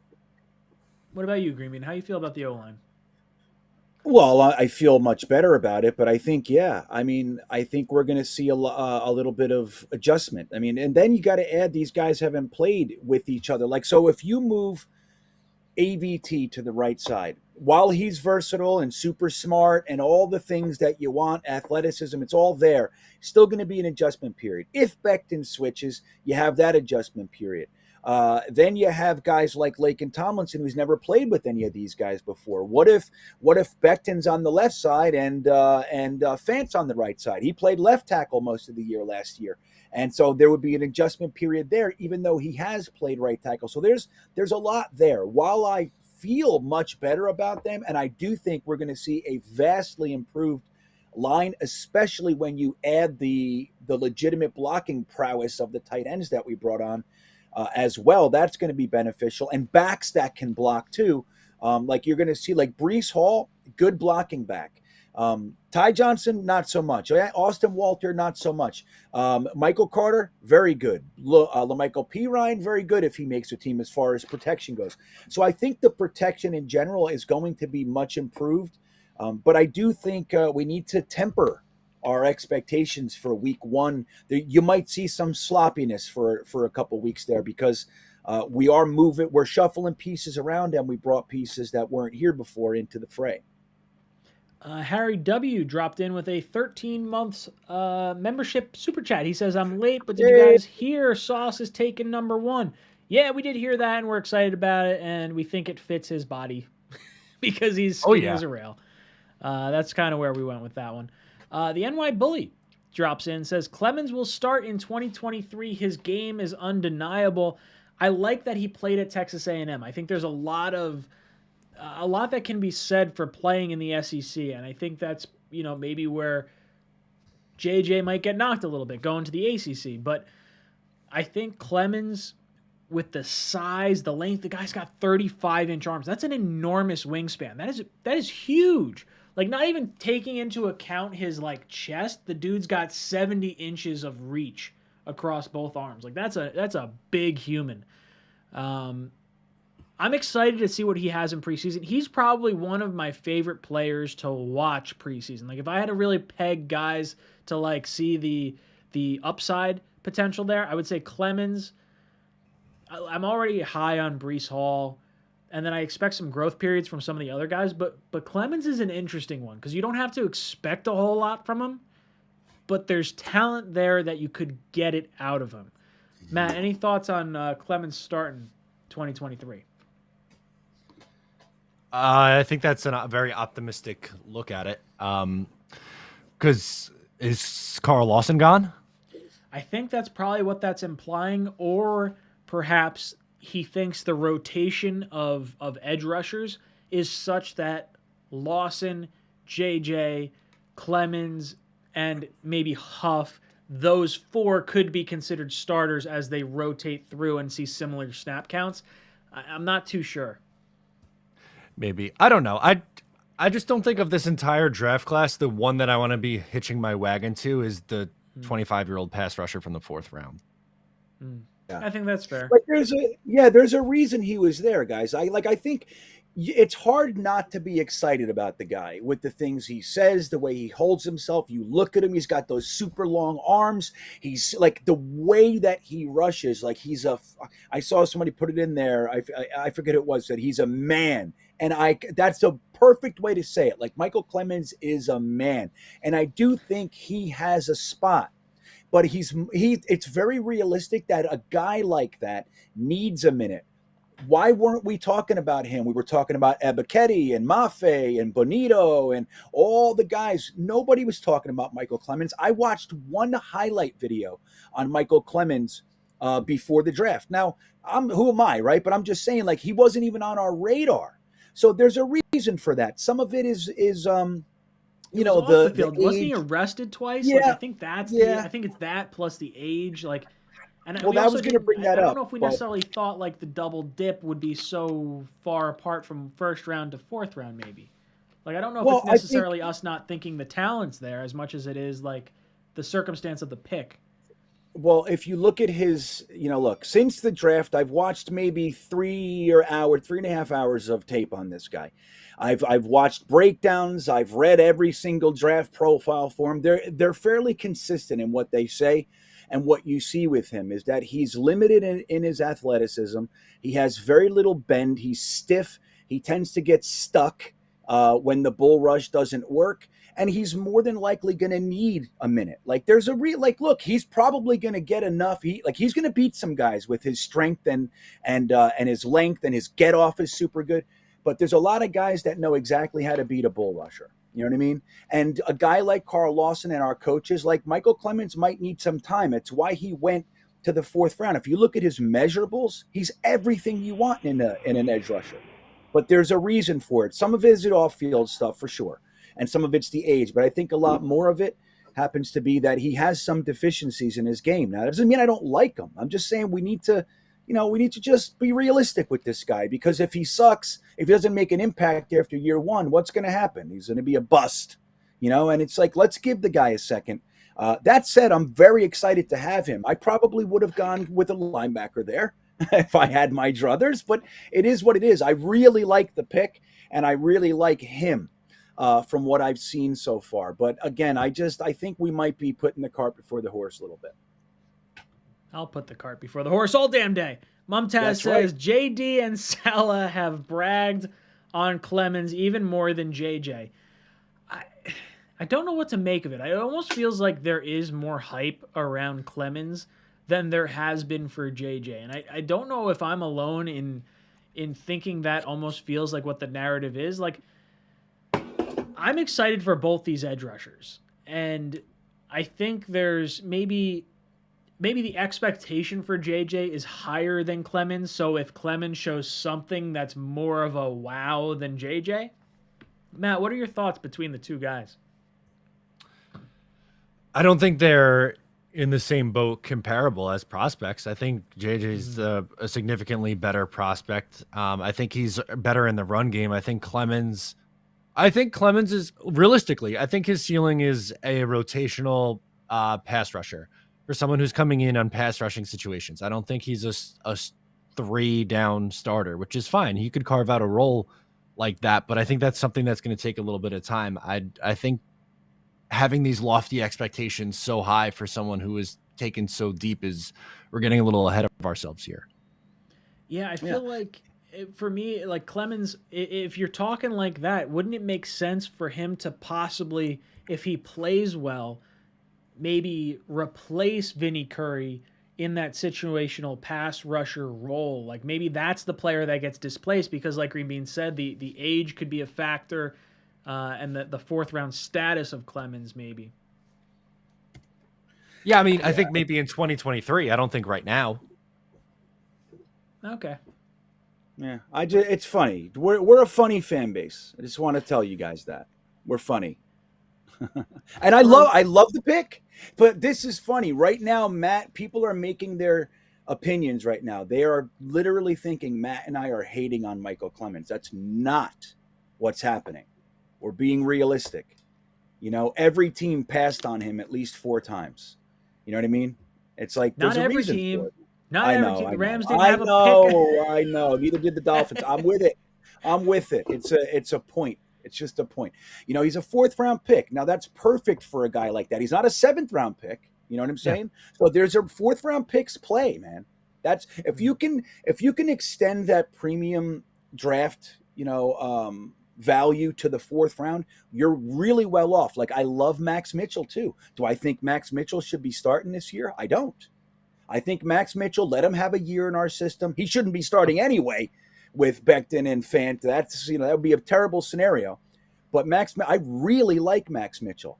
But I think he's not the guy I want to see starting this year. I want to see him get a year. I want to see him maybe, him I don't want to see in rotation, but I want to see Michael Clemens in rotation. I want to see him get some spots, to play, scenarios that will accentuate his impact, like a 3rd and 16 kind of a thing. Yeah, put Clemens out there with Lawson, and you know what I mean? Like that's the kind of stuff. Let's work him in and build him up, rather than he's the steal of the draft and he's going to be fucking 12 sacks and it's well, like, hold on. We're talking Clemens making the roster versus Matt saying practice squad. That there's a line there. No, but I'm in the chat.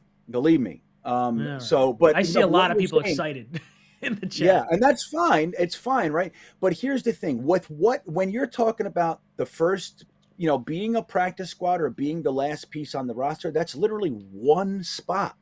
It's not. There's not a wide gap between those two guys. It's just sometimes guys will make the practice squad if there's a better guy for that game plan.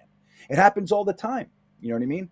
So that's really tight. Now, me personally, I think Michael Clemens will do well enough in the preseason and stuff that he'll probably be the guy on the roster. I do believe that. But I could see it, that where he's a little bit slower to come out of the gate.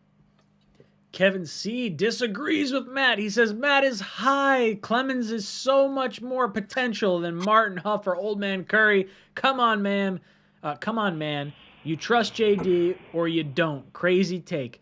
Look, I like what we've seen in Martin. I like what we've seen in Huff, and I like what we've seen in Curry. So I'm not opposed to any 3 of those guys making the roster. In my opinion, I just think taking a guy in the 4th round and attempting to stash him on your practice squad is asking for bad things to happen. I think you're more likely to cut Curry and then go into week 1 and then re-sign Curry after week 2 and stash someone else on the practice squad than I would move Clemens over there. So, Matt, how would you respond to Kevin C? I would say that 97% of Jets fans didn't know who this guy was 2 weeks ago. I would say that so many people in my comment section were upset with my harsh criticism of the James Morgan pick.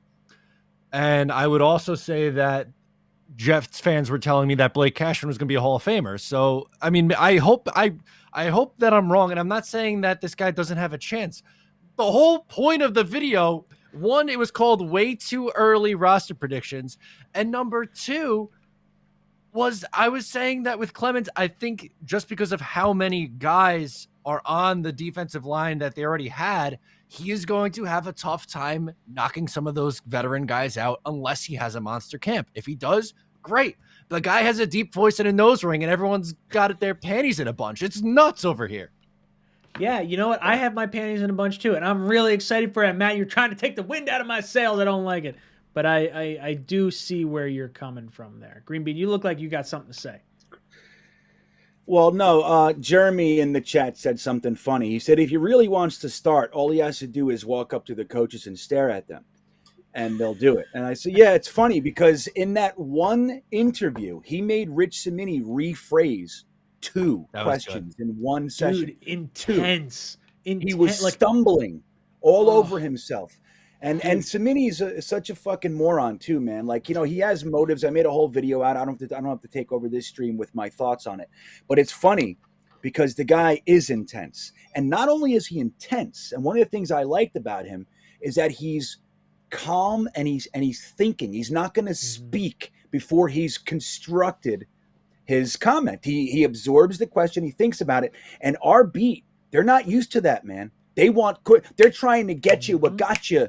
They're trying to make you say shit. And he's calm and collected himself. The only time he didn't is when he laughed in 𝐒𝐮𝐬𝐜𝐫𝐢's face. So how do you not love this guy? I mean, I'm with you. I'm with everybody. And I'm rooting for. Nothing would make me happier for our 4th round pick to be the next Gastineau.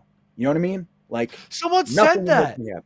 Someone said that. They said that he reminds him because he was. What are we doing? Come on, this can't be. It can't be. We didn't know who he was 2 weeks ago. Yeah, well, sometimes you got to do research and you figure it out and you think he's pretty good. Like, look, I agree with Green Bean. I love the way that he articulated his comments. When I was sitting there watching, I was like, this guy's broken. He forgot to respond. And then you think about it and you start watching the gears spin behind the eyes and he's like, that's what I think. Like cyborg level, like just stoicness. It's this guy's building up an entire. It's probably not even him. It's just Jet fans building up an entire personality for this guy without even like seeing them take a snap in a Jet uniform. Yeah. It's fascinating to watch, but it's exciting to see. It is. And look, and we're allowed to be excited. It's just, again, I think a lot of our extreme takes as a fan base and why we swing the pendulum so far, like his fucking guy sucks, he's a bum, is because of this stuff. This is it. This is where that starts. It's like we've taken a guy, it's a 4th round pick. He has a good interview. He wore a bull ring in his nose. He makes a fool out of 𝐒𝐮𝐬𝐜𝐫𝐢, and we've labeled him like the next coming. And then when that doesn't happen, if it does, I'm great. I'm happy. But when it doesn't happen, now he's a complete bum. You know what I mean? Like, look at what we do with the 2020 draft class. We labeled the 2020 draft class all busts after one COVID shortened year. You know what I mean? Like one. That's it. Busts. I'd call it 2 years. I'd say 2. After last year, it seemed like it was pretty much a bust. Becton was knocked out. Mims hasn't shown anything. P. Ryan's going to be off the roster. Morgan is off the roster. Clark retired. Like, Hall got relegated to backup roles. Look, I can understand it. Well, I can't, because here's the thing. We've been watching football our whole entire lives, and it is a well-known fact that draft grades before 3 years are presumptuous. So why after one season, even 2? And if you think that people waited till the end of 2021 season to formulate their opinions, I don't know where you've been hanging out, Ryan. Because shit was done. I didn't say that, but people have been bitching about the 2020 draft class like the entire season. Like everyone was hyped up about Denzel Mims, and then as it got a little bit later in the season, he had a few drops, didn't really like crack the starting lineup. Like then people really started getting upset. Like I had people in my comment section bitching at me for like saying, hey, calm down, we'll figure it out, we'll get the 2020 thing figured out. That draft class isn't as bad as it looked. You got to think about Adam Gase, all this other stuff. I don't know. Yeah, but you got to factor all, again, the rule of thumb is 3 years. We're not there yet. We're not. And just by the way, right in the middle of that, we tore down the whole organization. So shit happens. Like, let's just wait and see. And now look, they could all suck. I don't know. I don't really get my finite opinions, whatever those are worth, until the end of 3 years. Every now and then you see a guy, he's obviously great or obviously sucks, like a 𝐒𝐿𝐫𝐞𝐞𝐬𝐫𝐢 kind of a thing. You do see those from time to time, but generally speaking, the end of year 3, you know what a player is going to be more times than not. Before that, whatever you're saying is silliness. Like we're saying Mims sucks, Becton sucks, Bryce Hall now. We want to trade Bryce Hall. He had 16 passes defense last year. He was a very solid cornerback on a very bad team.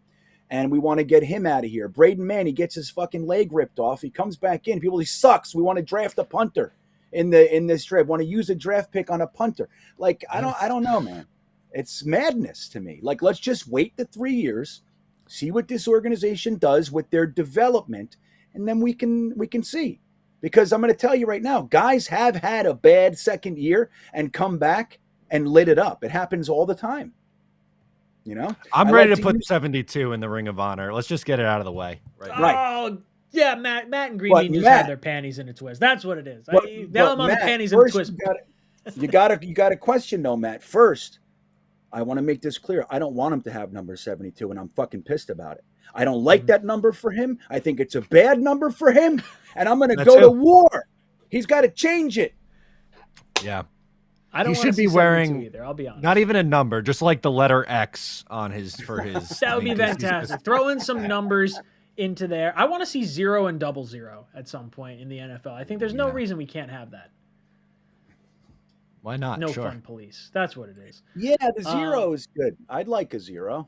I would like that. 0 and 00 I think are perfectly fine. You can definitely do that. I don't know. I don't understand why people. I just think 0. The guy who's wearing 0 has to be the worst player on the team. And it has to say 0 on his back. That's what I would require. Green Bean, we've already gotten rid of Greg Van Roten. He can't wear 0. Boys and girls, if you want to get into our T-shirt giveaway, drop a like on this video. Every 25 likes we get, we'll pick a T-shirt qualifier at the end of this stream. We just got like 10 minutes left, so make sure you hit that like button. You can get some limited edition merch from the Sauce Gardener line. We got wide receiver covered in sauce, the Big Apple sauce, and the sauce shirt all the way around. So make sure you hit that like button to support the stream. Now, our good buddy, Buffalo Jet Fan, I'm actually doing a collab with Buffalo Jet Fan. So if you guys have not subbed up Buffalo Jet Fan, make sure you head over to his channel, sub him up, because I'm hopping on his channel at some point. I think it's, oh God, I'm going to get the date wrong. I think it's May 18th, but it could be wrong. I got to look at my calendar again. He comes in and he says, I think the need for a run stuffer at defensive tackle is overrated a bit. Lawson and JJ setting the edge helps, as does adding 2 excellent tackling cornerbacks plus Whitehead. Run defense is an 11-man effort.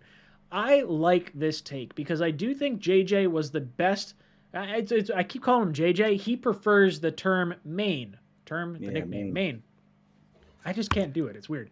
Yeah, that's funny. New York don't care. We're like, no, we make your nickname, no, it's not JJ. you. No, yeah, you're JJ. It's JJ. JJ's the name I'm rolling with. So JJ was considered the most well-rounded of the edge prospects, just having, maybe not as high, I don't want to say not as high upside in the edge rush projection maybe, but maybe not quite as high as Thibodeau and Hutch and Walker and those guys.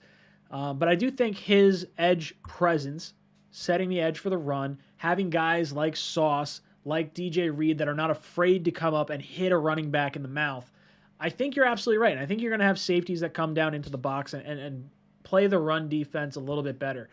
My concern is that we lose some of the, I shouldn't say lose, but we fall into a situation that we did last year where you have this screen pass, which winds up being a run, except it's a pass. Like it's passing by way of run or running by way of pass. The same way Tom Brady basically made his entire career in New England. He was able to throw those short screens, the slants, the things that are within 5 yards of the line of scrimmage that create all sorts of chaos for your defense if you're not paying attention. So I do think that he's got something here where we don't necessarily need a run-stuffing defensive tackle. And look, we had one of the best ones in the league last year in Foley Fatukasi, and it really didn't get us very far. So, I don't know. For me, I think the cumulative sum of everything we have added to this team is greater than the impact of one nose or defensive tackle that can stop the run.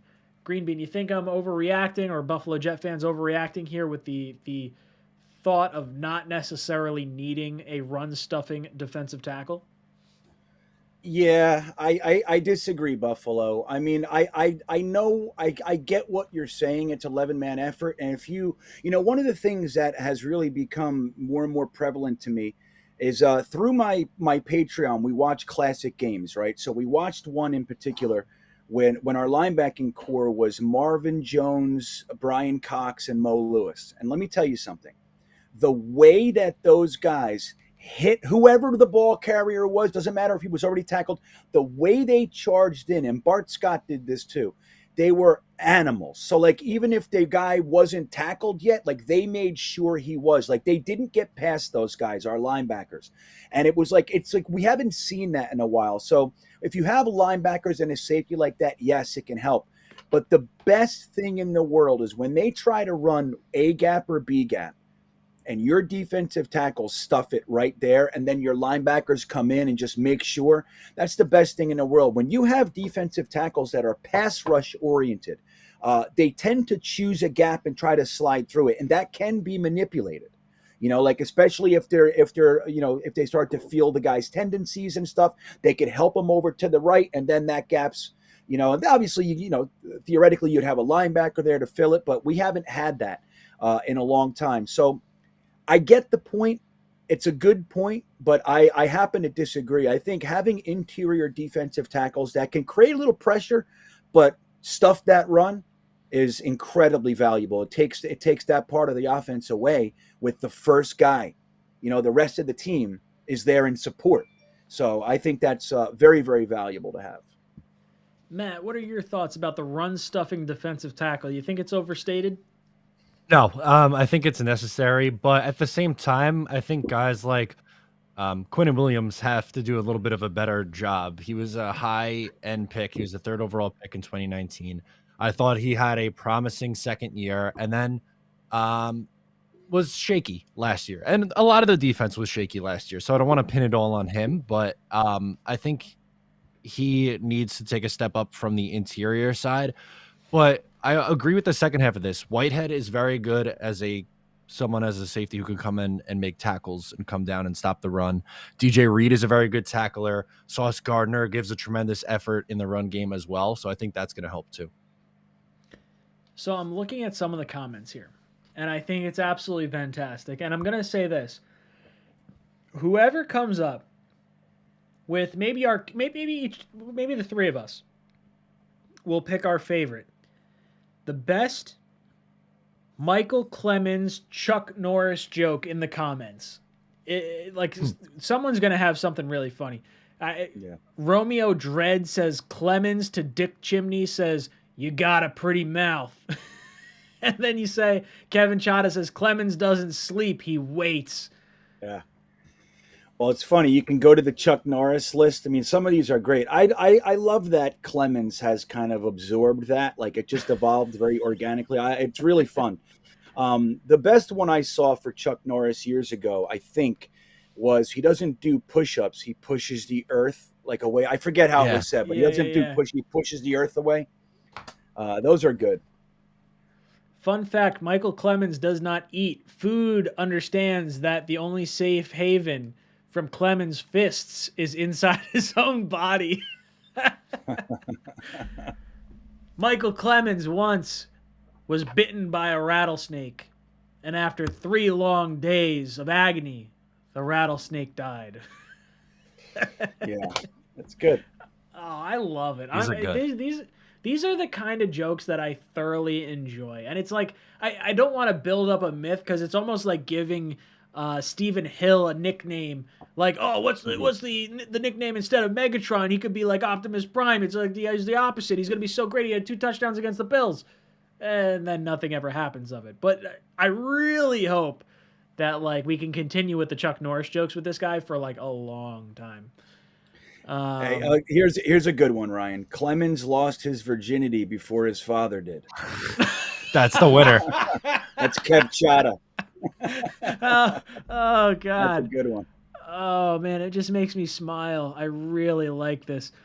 Jet42 says Michael Clemens doesn't lick his stamps. They sweat from fear. That's good too. We're going to have to make a shirt. You know what? If you guys come up with a bunch of great Chuck Norris / Michael Clemens jokes, maybe I'll make a shirt of it and we'll just have a whole line of like Michael Clemens facts. And then it'll just be all these like listed off below it. It'll be really great. It would be really great if he makes the roster, wouldn't it?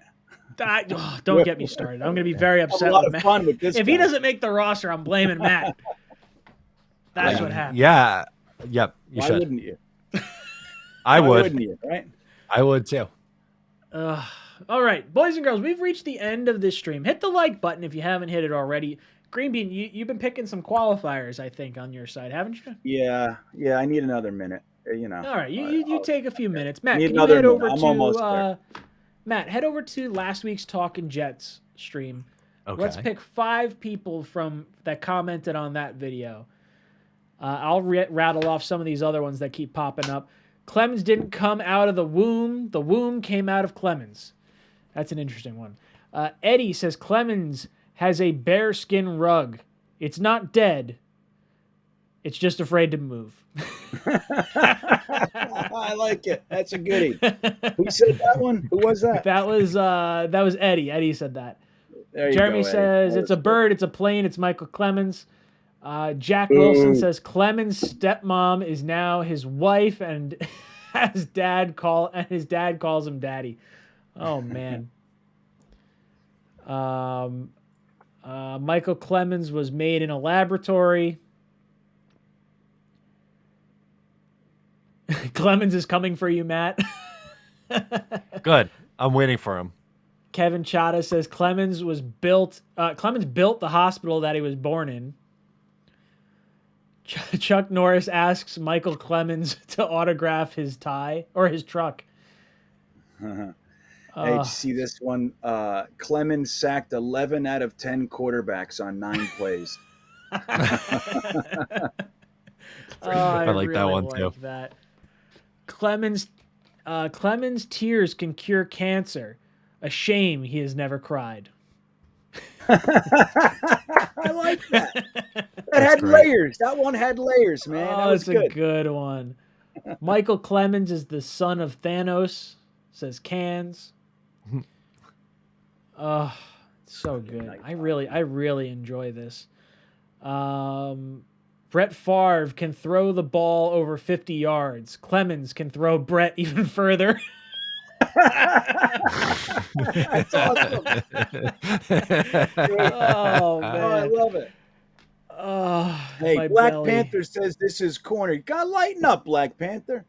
Oh, That's come some on, enjoy fun. This yourself. is good. Smile a Boo. little bit. Boo, This is Black corny. Panther. I'm about to be a dad. We're gonna have dad jokes for days on here. You better Yes, unsubscribe sir. if you don't want the dad jokes.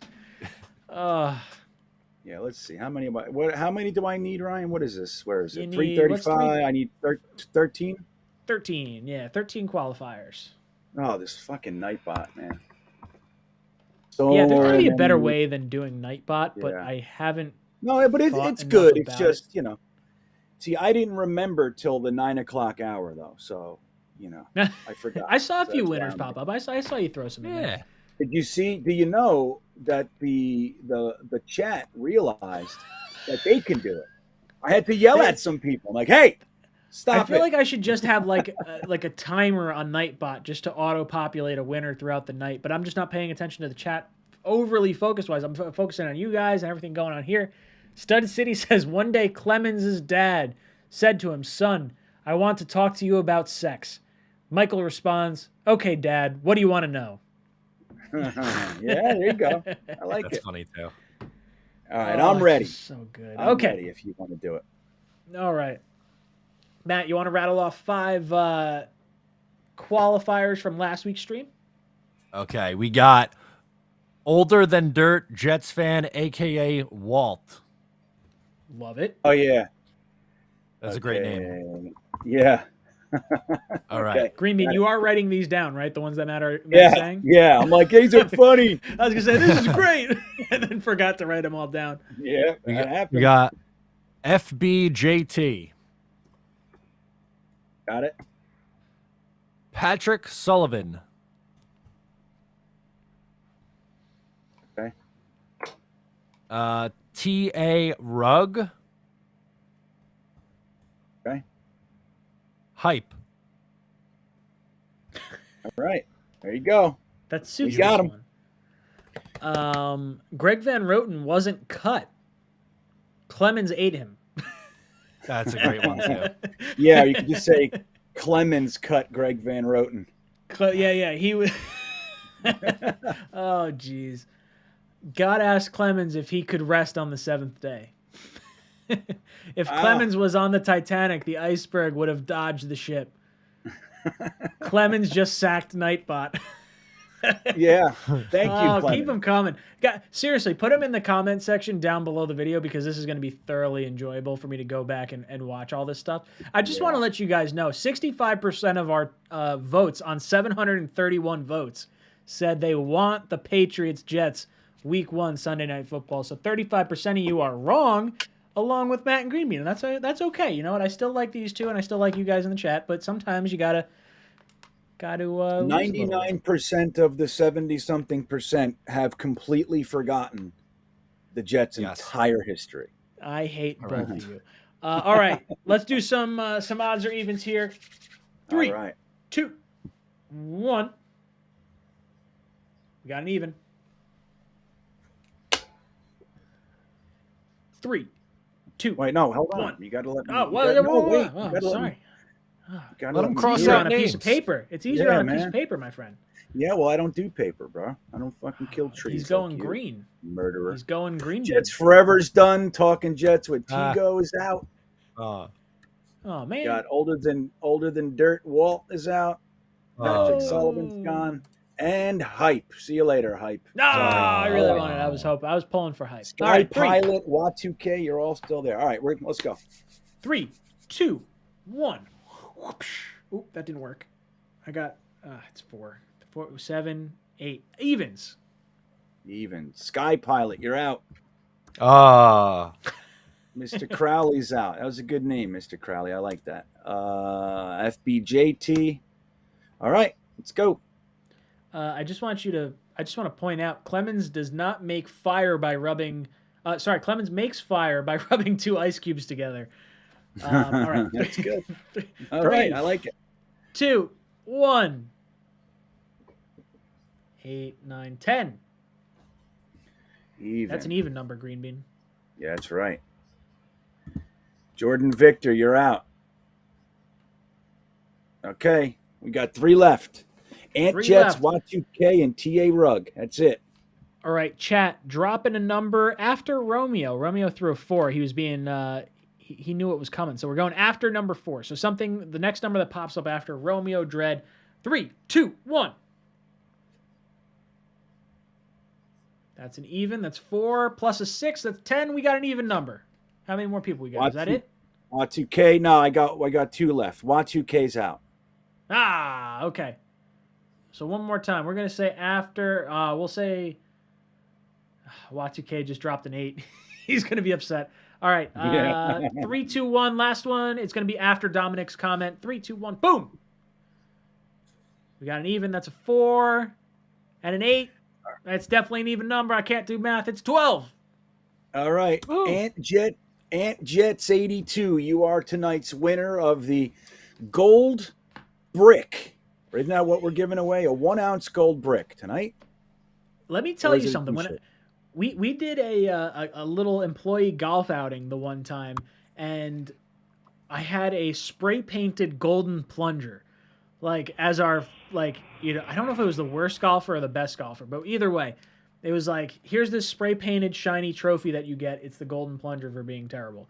That's what we could have given away here tonight. But we decided to give away a shirt. Shirt. There we go. Orphanage Builder DeGrom says, whenever Clemens sneezes, people around him apologize. I like that too. Oh, it just makes me smile. All right. So Ant Jets 82, make sure you reach out to me on one of my social media platforms. Let's get you a shirt. But let's go around our panel, give our closing thoughts. Greenbean, any last thoughts for our panel?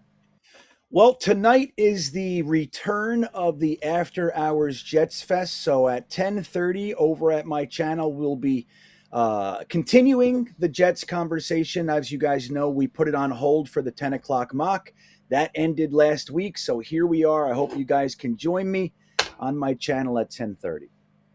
Matt, any last thoughts for our panel?